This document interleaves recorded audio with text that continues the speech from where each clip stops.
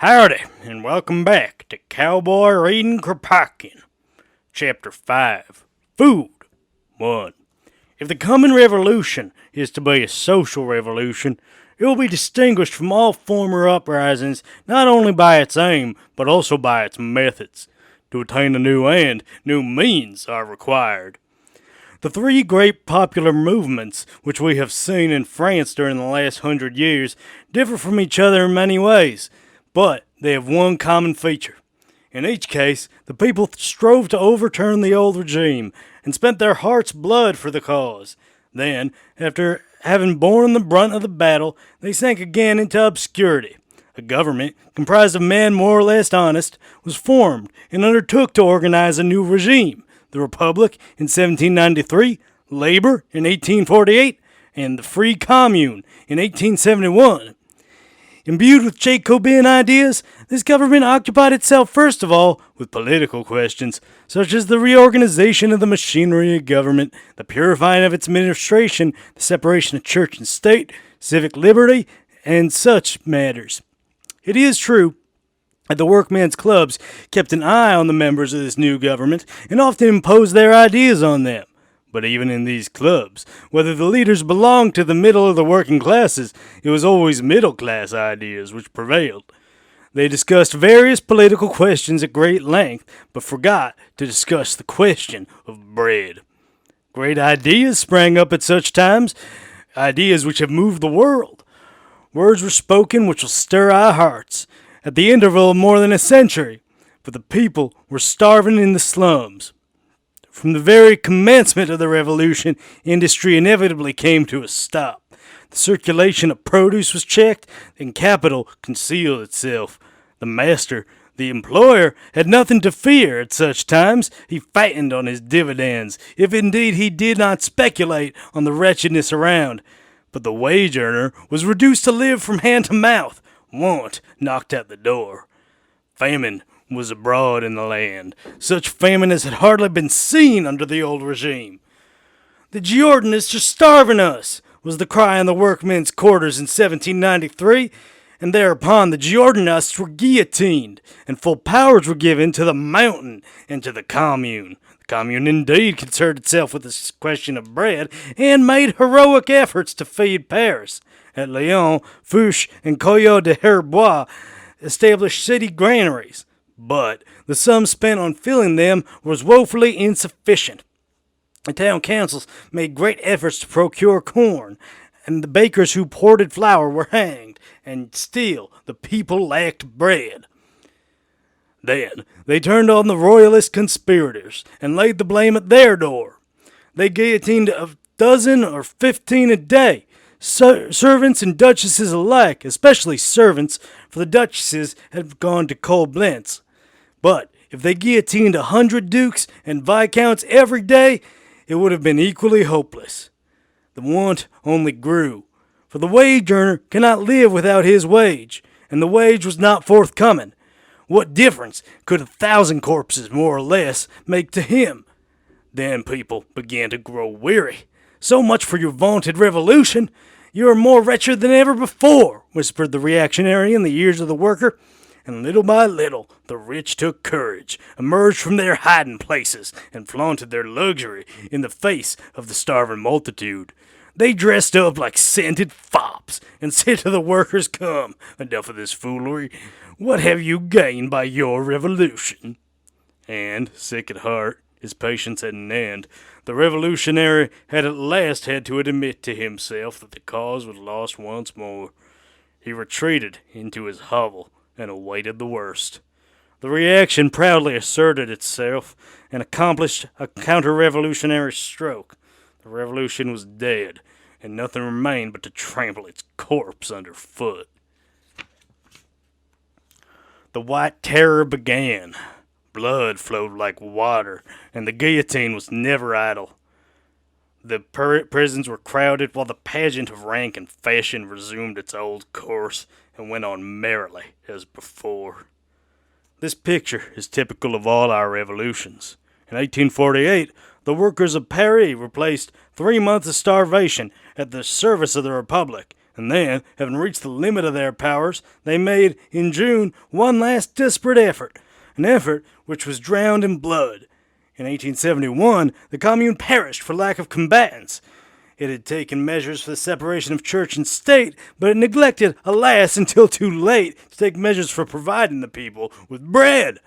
So it came to pass in Paris that elegants and fine gentlemen could spurn the Confederates and bid them go sell their lives for a miserable pittance and leave their quote-unquote betters to feast at their ease in fashionable restaurants.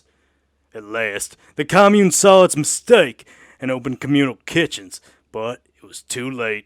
Its days were already numbered, and the troops of the Versailles were on the ramparts.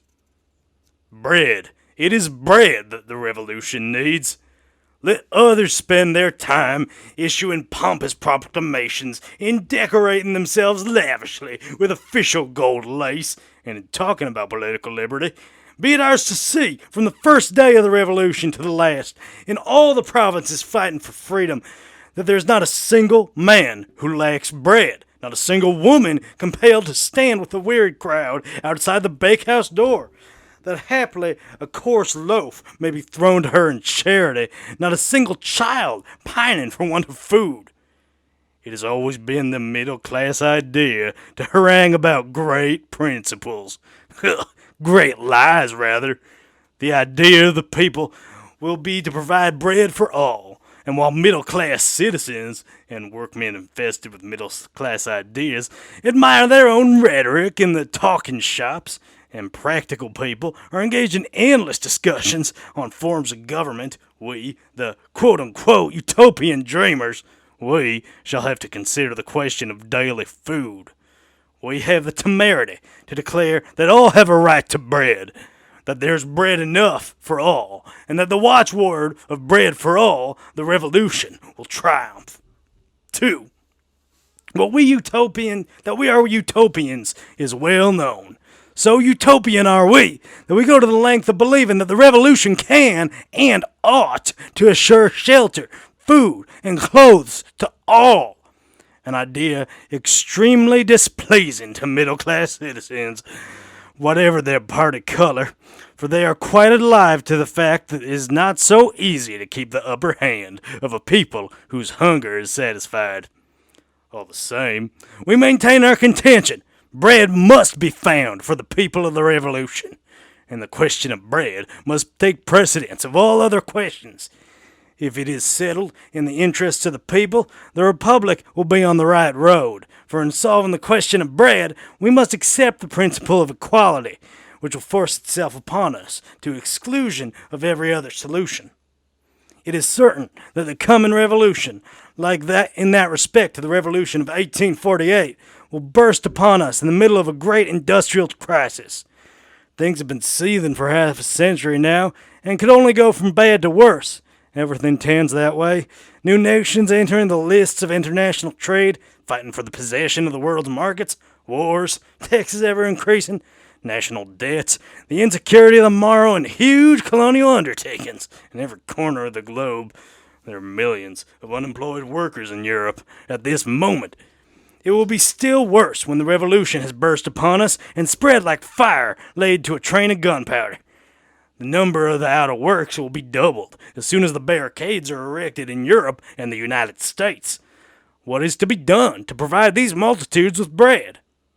We do not know whether the folk who call themselves practical people have ever asked themselves this question in all its nakedness, but we do know they wish to maintain the wage system, and we must therefore expect to have national workshops and public works, vaunted as a mean of giving food to the unemployed.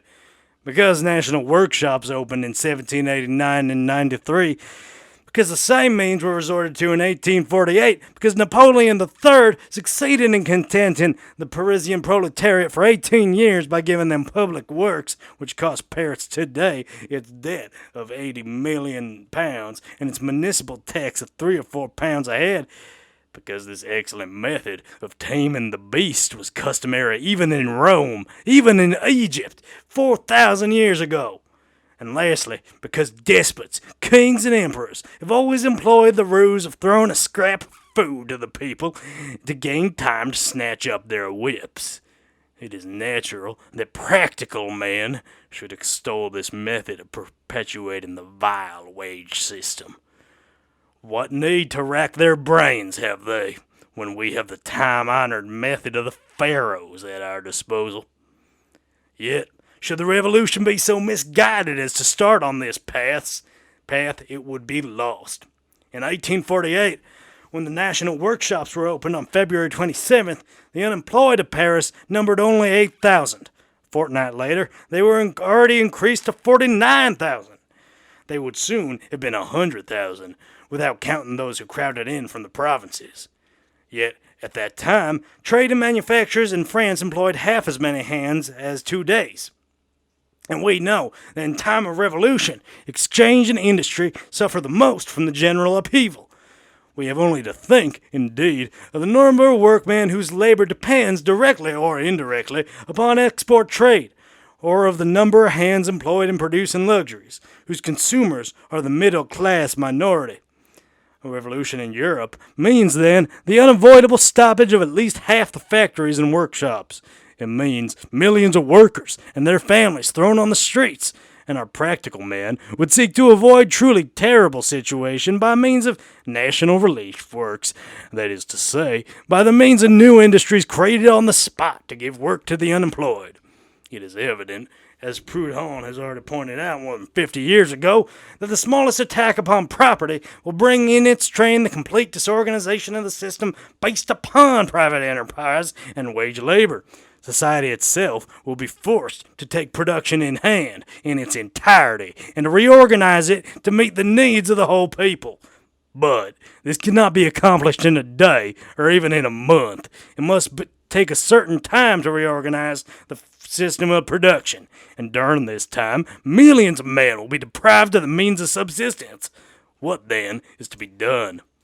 There's only one really practical solution of the problem: boldly to face the great task which awaits us, and instead of trying to push up a solution which we ourselves have made untenable, to proceed to reorganize ourselves production on a new basis.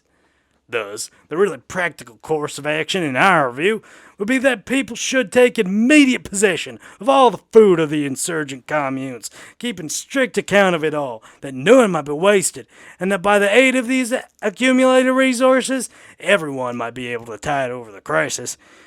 During that time, an agreement would have to be made with the factory workers, the necessary raw material given them, and the means of subsistence assured to them, while they work to supply the needs of the agricultural population.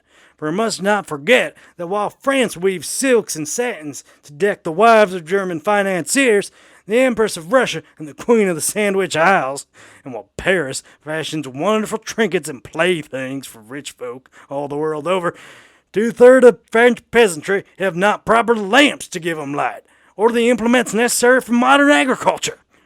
Lastly, unproductive land, of which there is plenty, would have to be turned to the best advantage. Poor soils enriched, and rich soils, which yet, under the present system, do not yield a quarter, no, nor a tenth of what they might produce, would be submitted to intensive culture, and tilled with as much care as market garden or flower pot.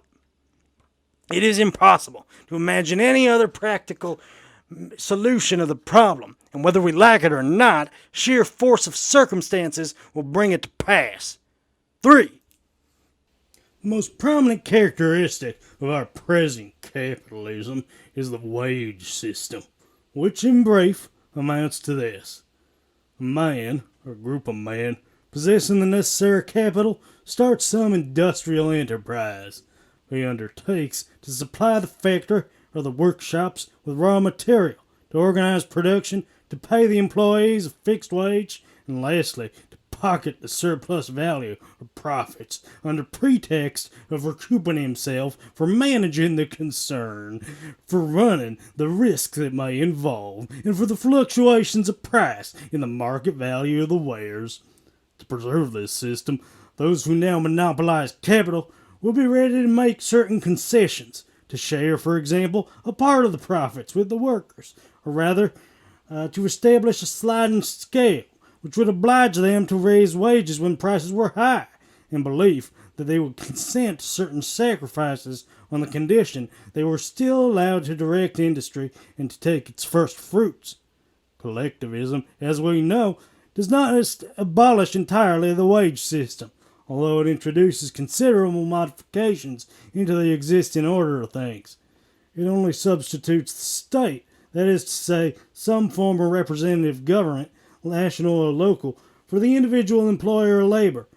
Under collectivism, it is the representative of the nation, or of the commune, and their deputies and officials who are to have the control of the industry. It is they who reserve to themselves the right of employing the surplus of production, in the interests of all. Moreover, collectivism draws a very subtle but very far-reaching distinction between the work of the laborer and the man who has learned a craft.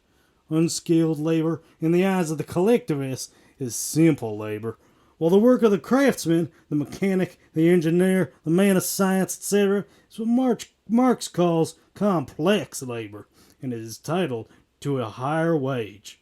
But laborers and craftsmen, weavers and men of science, are all wage servants of the state, all officials, as was said lately, to gild this pill. Well then, the coming revolution could render no greater service to humanity than by making the wage system in all its forms an impossibility, and by rendering communism, which is the negation of wage slavery, the only possible solution. For even admitting that the collectivist modification of the present system is possible if introduced gradually during a period of prosperity and peace, though for my part I question its practicability even under such conditions, it would become impossible in a period of revolution, when the need of feeding hungry millions would spring up with the first call to arms. A political revolution can be accomplished without shaking the foundations of industry, but a revolution where people lay hands upon property will inevitably paralyze exchange and production. The millions of public money flowing into the treasury would not suffice for paying wages to the millions of out-of-works. This point cannot be too much insisted upon. The reorganization of industry on a new basis, and we shall presently show how tremendous this problem is, cannot be accomplished in a few days, nor, on the other hand, will the people submit to be half-starved for years in order to oblige the theorists who uphold the wage system. To tide over the period of stress, they will demand what they have always demanded in such cases, a communization of supplies, the giving of rations. It will be in vain to preach patience. The people will be patient no longer, and if food is not forthcoming, they will plunder the bakeries. Then, if the people are not strong enough to carry all before them, they will be shot down. To give collectivism a fair field for experiment, to this end, quote-unquote, order must be maintained at any price. Order, discipline, and obedience.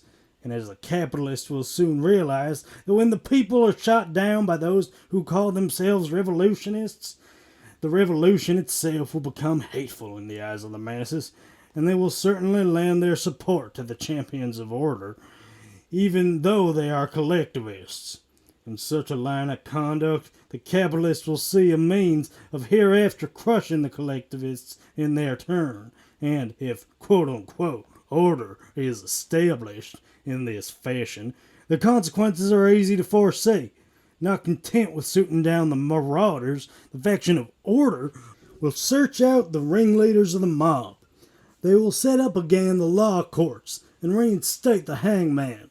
The most ardent revolutionists will be sent to the scaffold. It will be 1793 all over again. And do not let us forget how reaction triumphed in the last century. First, the Herbertists and the madman were guillotined. Those whom Mignet, with the memory of the struggle fresh upon him, still called anarchists. The Dantonists soon followed them, and when the party of Robespierre had guillotined these revolutionaries, they in their turn had to mount the scaffold, whereupon the people, sick of bloodshed and seeing the revolution lost, threw up the sponge and let the reactionaries do their worst. If quote-unquote order is restored, we say the Social Democrats will hang the anarchists, Fabians will hang the Social Democrats and will in turn be hanged by the reactionaries, and the revolution will come to an end.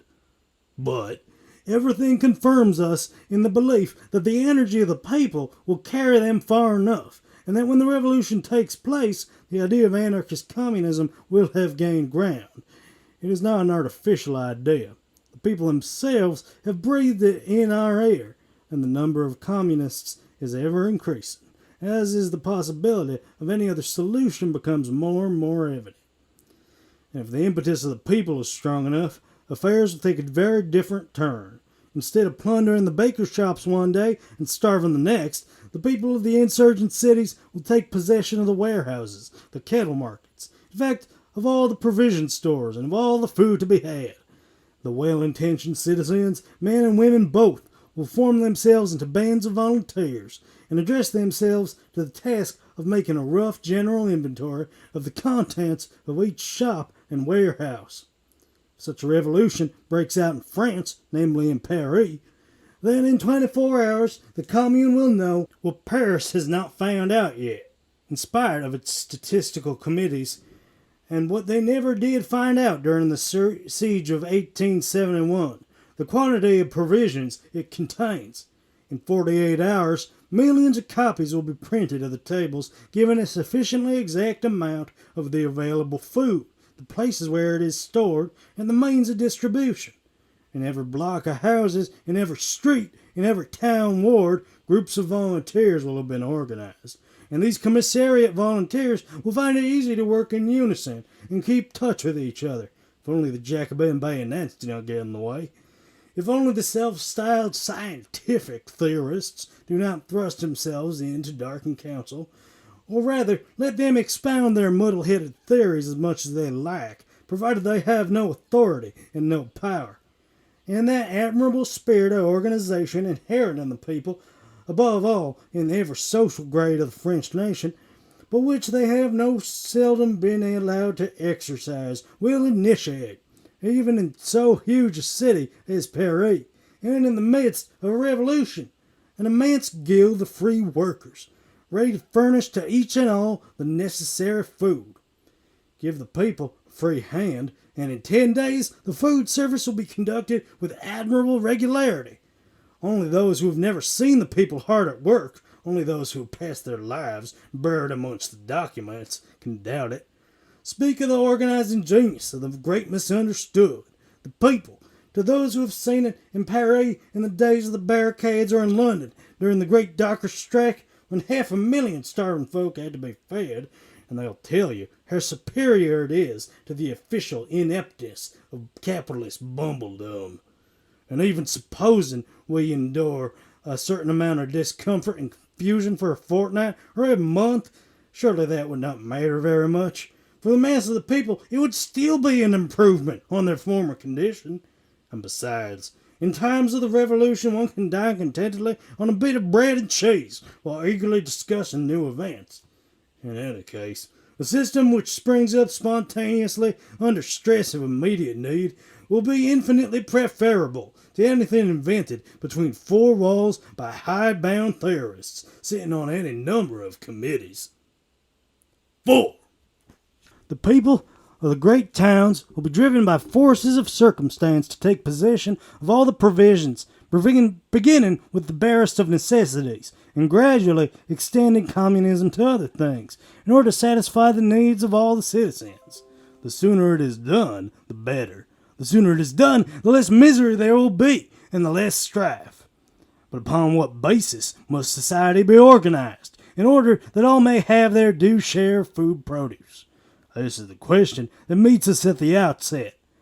We answer that there are no two ways of it. There is only one way in which communism can be established equitably, one way which satisfies our instincts justice, and is at the same time practical, namely, the system already adopted by the agrarian communes of Europe.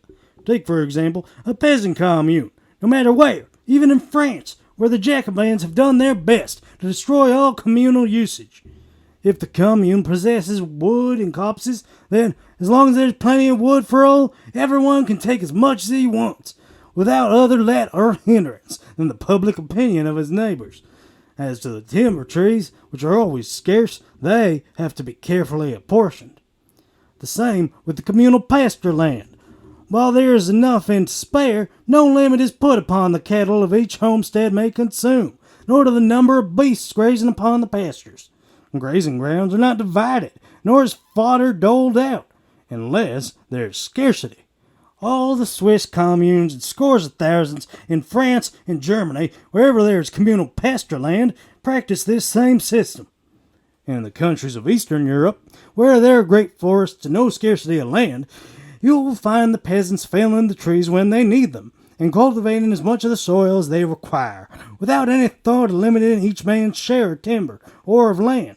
But the timber will be allowanced, and land parceled out to each household according to their needs, as soon as either becomes scarce, as is already the case in Russia.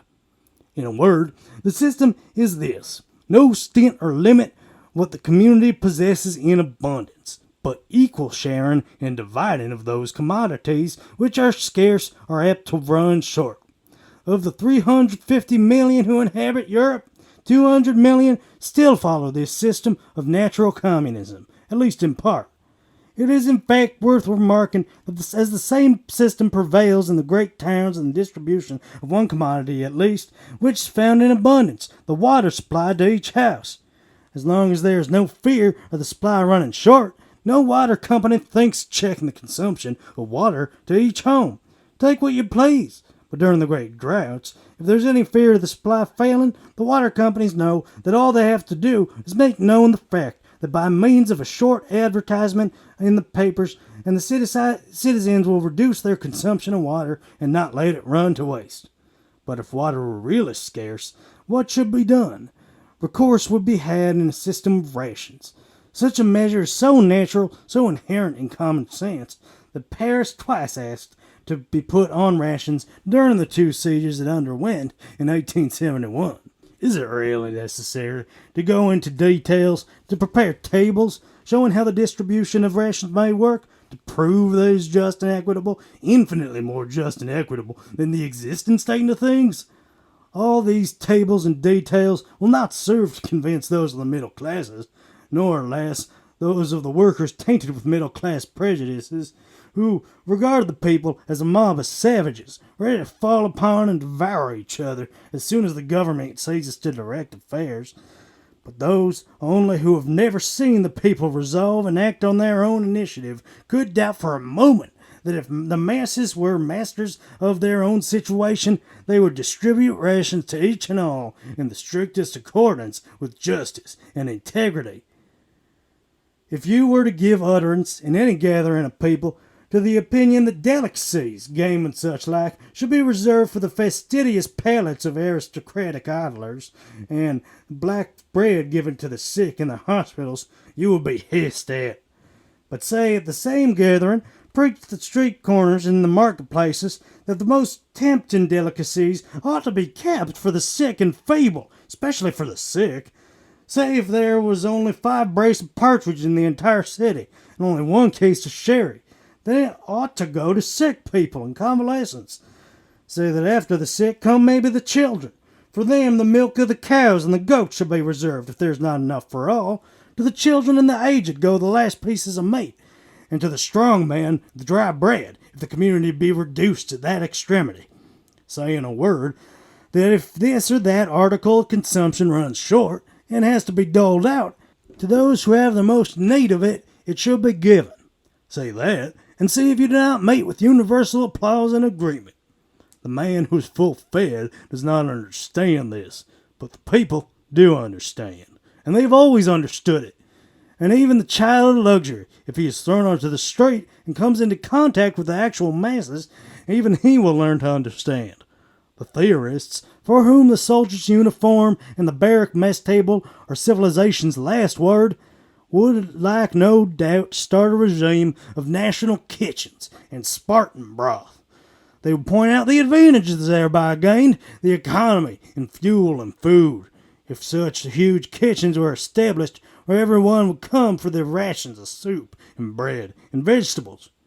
We do not question these advantages. We are well aware that important economies have already been achieved in this direction, as for instance, when the hand mill or quern or the baker's oven attached to each house were abandoned, we can see perfectly well that it would be more economical to cook broth for 100 families at once, instead of lighting 100 separate fires.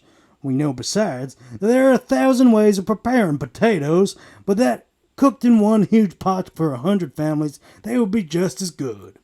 We know, in fact, that the variety in cooking being a matter of seasoning introduced by each cook or perhaps housewife, the cooking together of 100 weight of potatoes would not prevent each cook or housewife from dressing them and serving them in any way she pleased.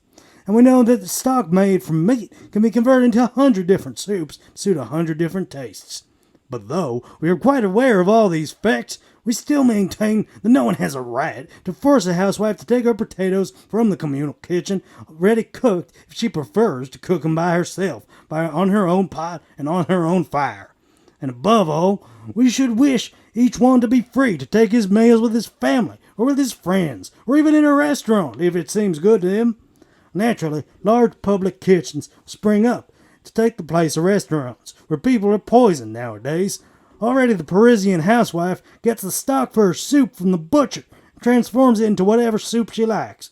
And London housekeepers know they can have a joint roasted or an apple or rhubarb tart baked in the baker's for a trifling sum, thus economizing time and fuel. And when the communal kitchen, the common bakehouse of the future, is established and people can get their food cooked without risk of being cheated or poisoned, the custom will no doubt become general of going to the communal kitchen for the fundamental parts of the meal, leaving the last touches to be added as individual taste shall suggest. But to make a hard and fast rule of this, to make a duty of taking home our food ready cooked, that would be as repugnant to our modern minds as the ideas of the convent or the barrack, morbid ideas, born in brains warped by tyranny or superstition. Who will have a right to the food of the commune will assuredly be the first question which we will have to ask ourselves. Every township will answer for itself, and we are convinced that the answers will all be dictated by the sentiment of justice. Until labor is reorganized, as long as the disturbed period lasts, and while it is impossible to distinguish between inveterate idlers and genuine workers thrown out of work, the available food ought to be shared by all without exception. Those who have been enemies to the new order will hasten of their own accord to rid the commune of their presence. But it seems to us that the masses of people, which have always been magnanimous and have nothing of the vindictiveness in their disposition, will be ready to share the bread with all who remain with them, conquered and conquerors alike. It will be no loss to the revolution to be inspired by such an idea, and when work is set a-going again, the antagonists of yesterday will stand side by side in the same workshop. A society where work is free will have nothing to fear from idlers. But provisions will run short in a month, our critics at once exclaim. So much the better, say we. It will prove for the first time on record the people have had enough to eat. As to the question of obtaining fresh supplies to replace them, we shall discuss the means in our next chapter. 5. By what means could a city in a state of revolution be supplied with food? We shall answer this question, but it is obvious that the means resorted to will depend on the character of the revolution in the provinces and in neighboring countries. If the entire nation, or better still, if all of Europe should accomplish the social revolution simultaneously, and start with a thoroughgoing communism, our procedure will be very simplified. But if only a few communities in Europe make the attempt, other means will have to be chosen. Circumstances will dictate the measures. We are thus led, before we proceed further, to glance at the state of Europe, and without pretending to prophesy, we may try to foresee the course the revolution will take, or at least what will be its essential features. Certainly, it would be very desirable that all Europe should rise at once, and that expropriate should be general, that communistic principles should inspire all and sundry. Such a universal rising would do much to simplify the task of our century. But all the signs lead us to believe that this will not take place. That the revolution will embrace Europe we do not doubt. if one of the four great continental capitals, Paris, Vienna, Brussels, or Berlin, rises in revolution and overturns its government, it is almost certain that the three others will follow its example within a few weeks' time. It is, moreover, highly probable that the peninsulas and even London and St. Petersburg would not be long in following suit, but whether the revolution would everywhere exhibit the same characteristics is highly doubtful. It is more than probable that expropriation will be everywhere carried into effect on a larger scale, and that this policy carried out by any one of the great nations of Europe will influence all the rest. Yet the beginnings of revolution will exhibit great local differences, and its course will vary in different countries. In 1789 to 93, the French peasantry took 4 years to finally rid themselves of the redemption of feudal rights, and the bourgeois to overthrow royalty. Let us keep that in mind, and therefore be prepared to see the revolution develop itself somewhat gradually. Let us not be disheartened if here and there its steps move less rapidly. Whether it would take an avowed socialist character in all European nations, at any rate in the beginning, is doubtful. Germany, be it remembered, is still realizing the dream of a united empire. Its advancing parties see visions of a Jacobin republic, like that of 1848, and of the organization of labor according to Louis Blanc, while the French people, on the other hand, want above all things a free commune, whether it be a communist commune or not. There is every reason to believe that, when the coming revolution does take place, Germany will go farther than France did in 1793. The 18th century revolution in France was an advance on the English Revolution of the 17th, abolishing as it did at one stroke the power of the throne in the landed aristocracy, whose influence still survives in England. But if Germany goes farther and does greater things than France did in 1793, there can be no doubt that the ideas which will foster the birth of her revolution will be those of 1848, while those ideas which will inspire the revolution in Russia will probably be a combination of those of 1789 and those of 1848. Without, however, attaching to these forecasts a greater importance than they merit, we may safely conclude this much. The revolution will take a very different character in each of the different European nations. The point attained in the socialization of wealth will not be everywhere as the same. Will therefore be necessary, as is sometimes suggested, that the nations in the vanguard of the movement should adopt their pace to those who lag behind? Must we wait until the communist revolution is ripe in all civilized countries? Clearly not. Even if there were such a thing was to be desired, it's not possible. History does not wait for the laggards.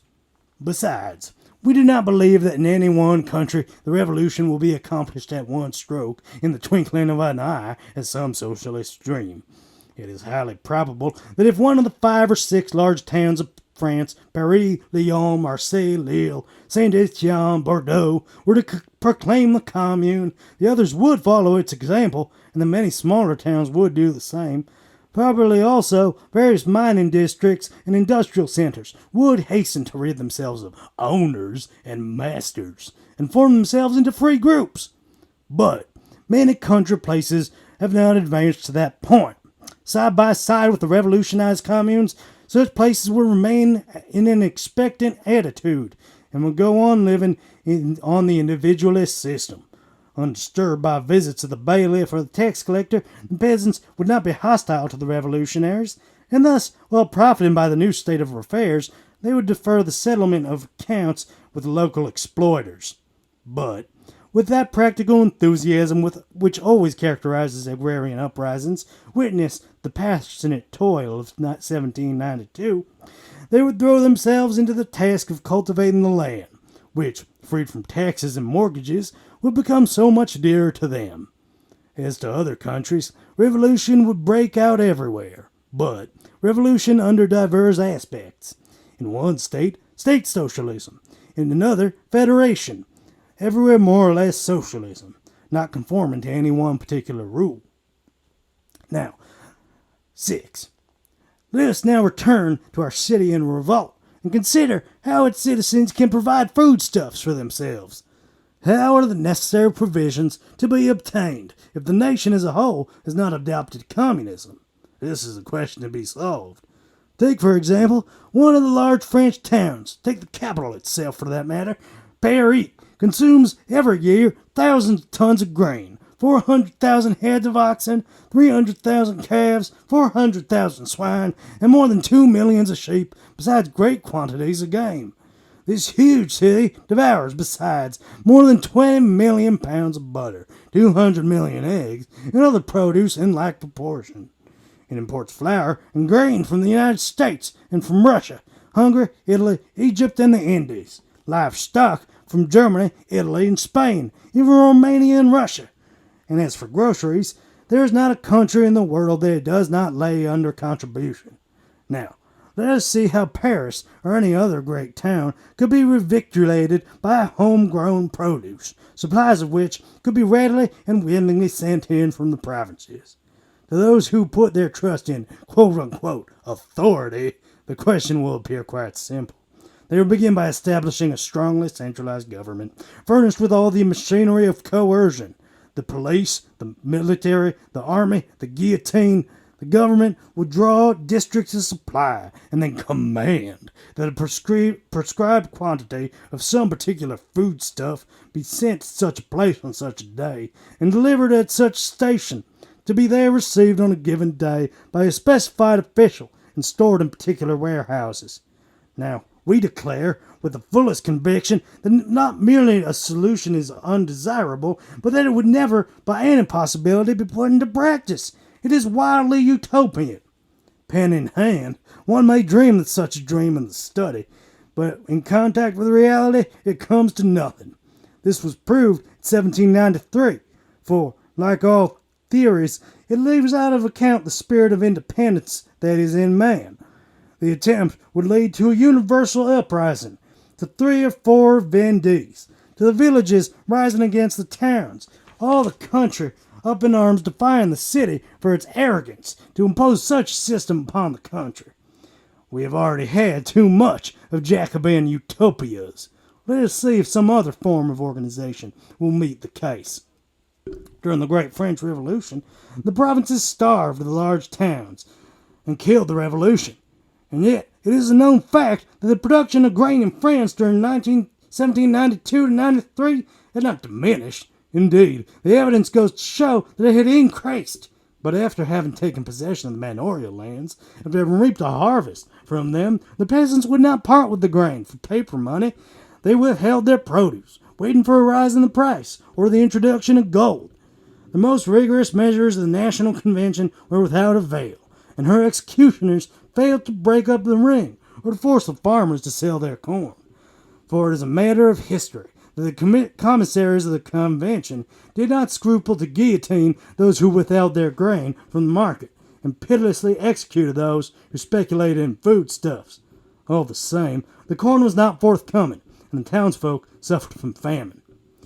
But what was offered to the husbandman in exchange for his hard toil? Assignats, scrap, paper decreasing in value every day. Promises of later payment which could not be kept. A 40-pound note would not purchase a pair of boots, and the peasant, very naturally, was not anxious to barter a year's worth of toil for a piece of paper which he could not even buy a shirt. As long as worthless paper money, which called assignats or labor notes, whatever have you, is offered to the peasant producer, it will always be the same. The country will withhold its produce, and the towns will suffer want, even if the recalcitrant peasants are guillotined as before. We must offer to the peasant in exchange for his toil, not worthless paper money, but the manufactured articles of which he stands in immediate need. He lacks the proper implements to till the land, clothes to protect him from the inclemencies of the weather, lamps and oil to replace his miserable rushlight or tallow dip, spades, rakes, plows. All these things, under the present conditions, the peasant is forced to do without, not because he does not feel the need of them, but because the life of struggle and privation, 1,000 useful things are beyond his reach, because he has not the money to buy them.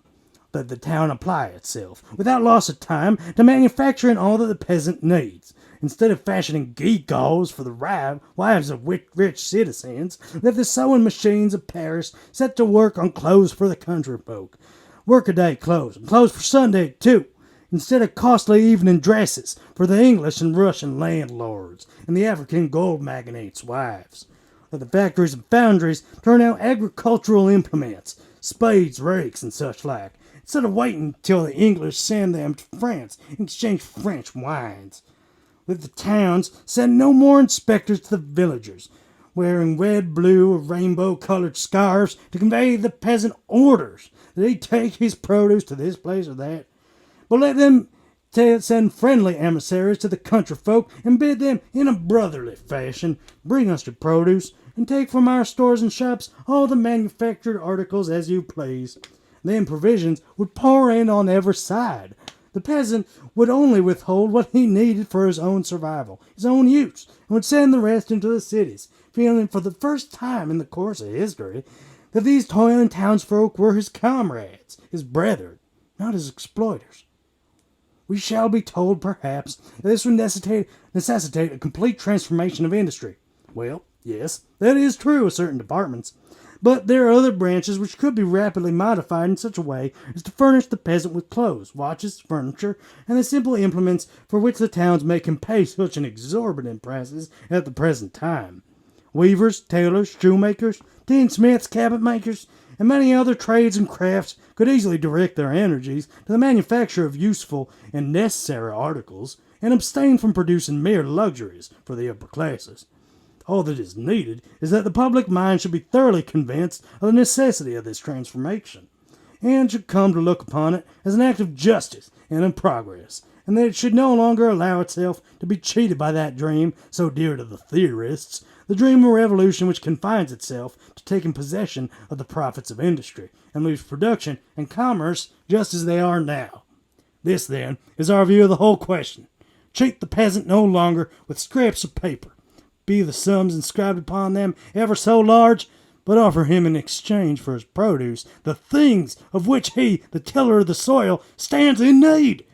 Then the fruits of the land will be poured into the towns. If this is not done, there will be famine to our cities, and reaction and despair will soon follow in its train. 7. All the great towns, we have said, buy their grain, their flour, their meat, not only from the provinces, but also from abroad. Foreign countries send Paris not only spices, fish, and various dainties, but also immense quantities of corn and meat. But when the revolution comes, these cities will have to depend on foreign countries as little as possible. Russian wheat, Italian or Indian rice, and Spanish or Hungarian wines abound in the markets of Western Europe.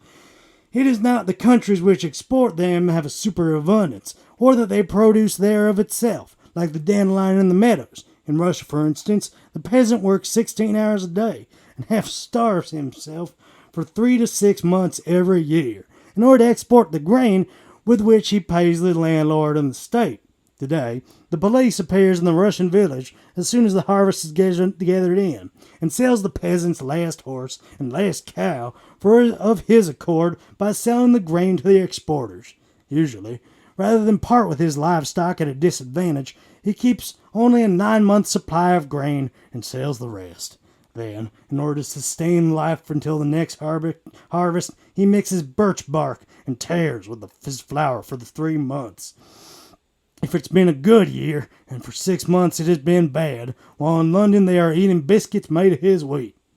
But as soon as the revolution comes, the Russian peasant will keep enough bread for himself and his children. The Italian and Hungarian peasants will do the same. And the Hindu, let us hope, will profit by these good examples, and the farmers of America will hardly be able to cover all the deficit in grain which Europe will experience. So it will not do to count on their contribution of wheat and maize satisfying all wants. Since all our middle-class civilization is based on the exploitation of inferior races and countries with less advanced industrial means, the revolution will confer a boon at the very outset by menacing that quote-unquote civilization and allowing the so-called inferior races to free themselves. But this great benefit will manifest itself by a steady and marked diminution of the food supplies pouring into the great cities of Western Europe. It is difficult to predict the course of affairs in the provinces. On the one hand, the slave of the soil will take advantage of the revolution to straighten out his bowed back. Instead of working 14 or 15 hours a day, as he does at the present, he will be at liberty to work only half that time, which of course would have the effect of decreasing the production of the principal articles of consumption, the grain and the meat. But, on the other hand, there will be an increase in production as soon as the peasant realizes he is no longer forced to support an idle rich by his toil. New tracts of land will be cleared, new and improved machines set a-going. Never was the land so energetically cultivated as in 1792, when the peasant had taken back from the landlord the soil which he had coveted for so long. Michelet tells us, speaking of the Great Revolution, of course, before long, intensive culture will be within the reach of all. Improved machinery, chemical manures, and all such matters will soon be supplied by the commune. But everything tends to indicate that at the outset there would be a falling off in agricultural products in France and in elsewhere. In any case, it would be wisest to come upon how such a falling off of contributions from the provinces as well as from abroad, how is this falling off to be made good? Why, by setting to work ourselves. No need to rack our brains for far-fetched panaceas when the remedy is so close at hand.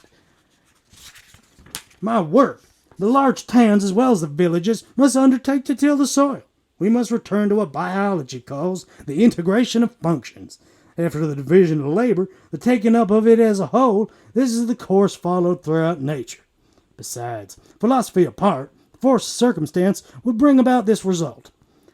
Let Paris see that at the end of 8 months they will be running short of bread, and Paris will set to work growing wheat. Land will not be wanting, for it is round the great towns, and around Paris especially, that the parks and pleasure grounds of landed gentry are to be found. These thousands of acres only await the skilled labor of the husbandman to surround Paris with fields infinitely more fertile and productive than the steppes of southern Russia, where the soil is dried up by the sun. Nor will labor be lacking. To what should the 2 million citizens of Paris turn their attention when they would be no longer catering to the luxurious fads and amusements of Russian princes, Romanian grandees, and the wives of Berlin financiers? With all the mechanical inventions of the century, with all the intelligence and technical skill of the worker accustomed to deal with complicated machinery, with invention, chemists, professors of botany, practical botanists like the market gardeners of Gennevilliers, with all the plant that he could use for multiplying and improving machinery, and finally, with the organizing spirit of the Parisian people with their pluck and energy. With all these at its command, the agriculture of the anarchist commune of Paris would be a very different thing from the rude husbandry of the Ardennes. Steam, electricity, the heat of the sun, and that breath of the wind will ere long be pressed into service. The steam plow and the steam barrow will quickly do the rough work of preparation, and the soil, thus cleaned and enriched, will only need the intelligent care of man, and of woman, even more than man, to be clothed with luxuriant vegetation. Not once, but 3 or 4 times in the year. Thus, in learning the art of horticulture from experts, and trying experiments in different methods on small patches of soil reserved for the purpose, vying with each other to obtain the best returns, finding in physical exercise, without exhaustion or overwork, the health and strength which so often flags in cities, men, women, and children will gladly turn to the labor of the fields, when it is no longer a slavish drudgery, but has become a pleasure, a festival, a renewal of health and joy. Quote, there are no barren lands. The earth is worth what man is worth. Unquote. That is the last word of modern agriculture. Ask of the earth, and she will give you bread, provided that you ask all right. A district, though it were as small as 2 departments of Sienne and Sienne et Oise, and with so great a city as Paris to feed, would be practically sufficient to grow upon, and it is all the food supplies, which otherwise might fail to reach it. The combination of agriculture and industry, the husbandman and the mechanic in the same individual, this is what anarchist communism will inevitably lead to, if it starts fair with expropriation. That the revolution only gets so far, and famine is not the enemy which it will have to fear. No, the danger which will menace it lies in timidity, prejudice, and half measures. The danger is what Danton saw when he cried to France, de l'audace, et encore de l'audace. The bold thought first, and then the bold deed will not fail to follow.